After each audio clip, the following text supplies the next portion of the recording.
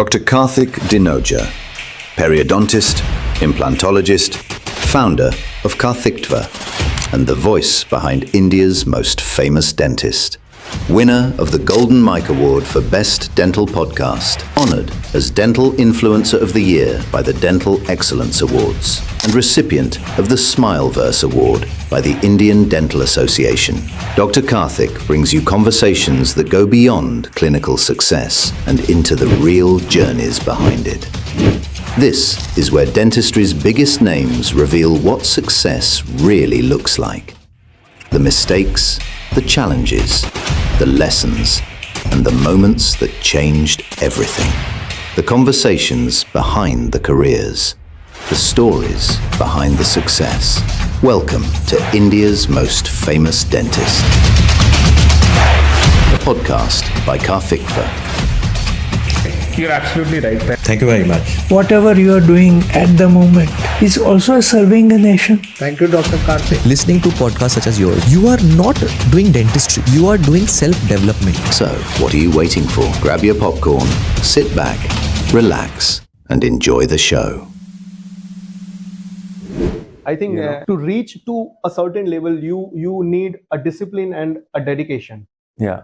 As you rightly said, that passion is something that is a thing that you cannot acquire. Yes.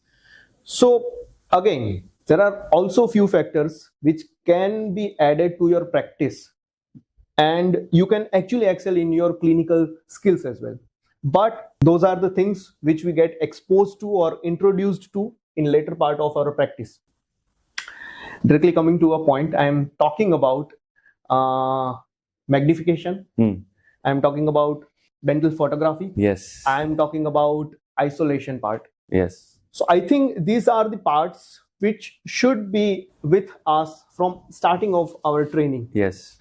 This is not a luxury. This is a basic need of a dentist. If we will start practicing with all these things, Yes. we will have more time to document our things and to showcase it to the patients or the clinicians. Yeah. So let me talk about each one of these things. First, I'm going to talk to all the young clinicians who are listening to this podcast. The first and foremost thing that I want to talk about here is magnification. Yaar, agar I'm telling you today, I've been working with Loupes for over a decade.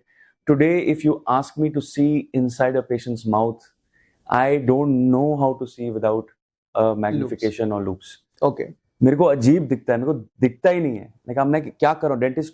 Dentistry means seeing through loupes. That's what it means for me now. And I think once you reach that stage where it is like second skin, like it's your glasses, Right. at that point, and it's not very difficult to reach there. It just requires 1 or 2 weeks of training. Okay.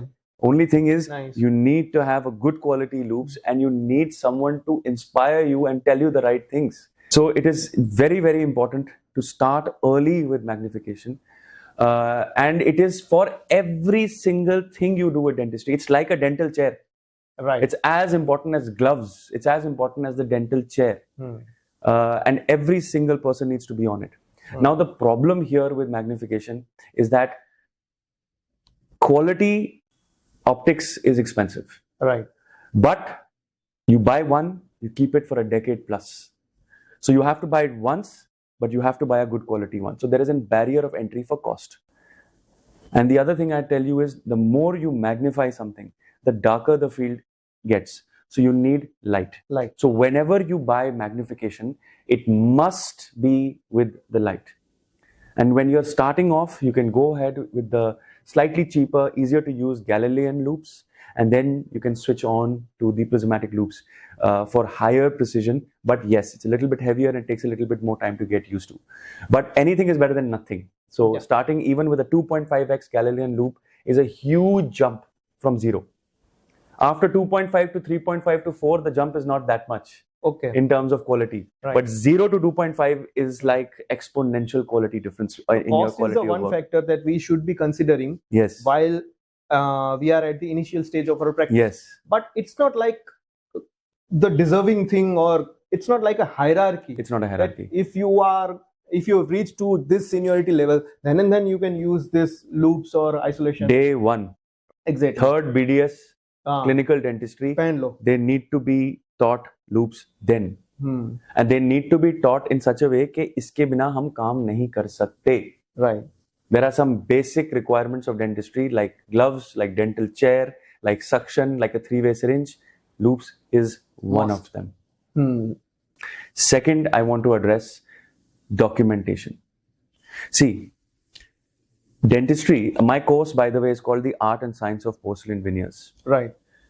I teach that course, but I can only teach one part of that course, which is the science of porcelain veneers. Right. You can't teach art. You can only inspire art. Right? So, how do you inspire people? You inspire people in clinical dentistry. I'm not talking inspire people like a Guruji. How do you inspire them in exactly what you do and what you're good at, which is clinical dentistry? You inspire them through documentation. You show them what you do. They show what they do. We create a community. We discuss like-minded. We have like-minded conversations, and that is how the art of dentistry is then propagated. Right. So documentation from day one should be again something that I want every single young dentist to think about, because when you document, you start a virtuous cycle of self-learning. Right. आप मेरे पास आओगे, आप मेरा course करोगे, आप सीख के जाओगे. That's the end of it.